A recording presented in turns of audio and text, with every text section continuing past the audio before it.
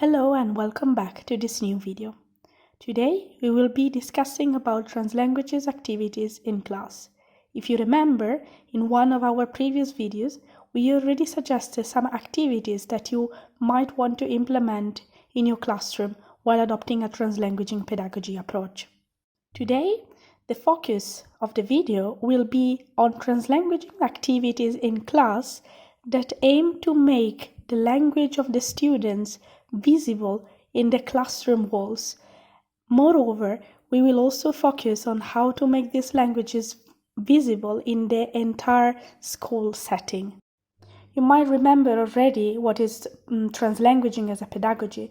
Just to remind ourselves the concept, we can briefly say that pedagogical translanguaging is a methodology that draws on students' multiple and heterogeneous repertoires to support their learning.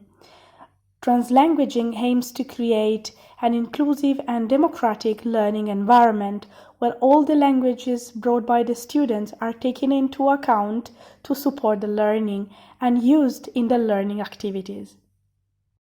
One of the first activities that we might want to implement while adopting a pedagogical translanguaging approach is to make the languages of the classroom visible.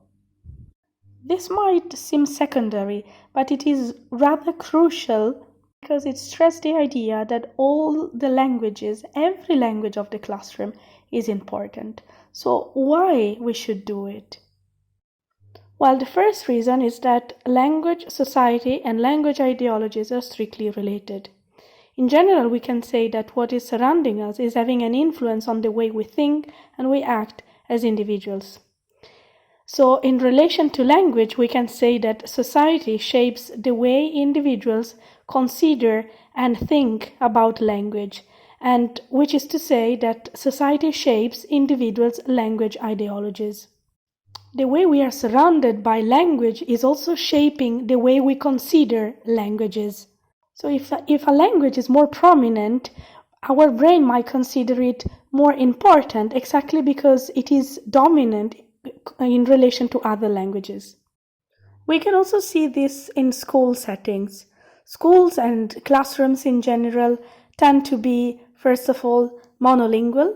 In addition, the majority of the signs present in a classroom or in a school, they tend to be in the majority language or the one we can also call dominant language. In relation to this, we might also say that in schools, students' complex multiple repertoire that might include minority languages, dialects, or other languages tend not to be considered. So how to change this perspective? How to make all the languages visible in the classroom and in the school? The first starting point is to understand the current landscape that is shaping the school. So, which are the languages that are visible inside and outside the classroom in the entire school settings? Moreover, one further question to understand the current landscape might be, are the signs that are available in the school readable by all the students present in the school and by the parents that might come to visit the school? So after having answered to this question, we can try and change this linguistic landscape. So we can change it, first of all, by allowing all the languages to appear in the classroom walls and in the entire school settings. In addition, we can also try and create activities that examine and change the school landscape by making this linguistic diversity visible. In practice, how can we do this?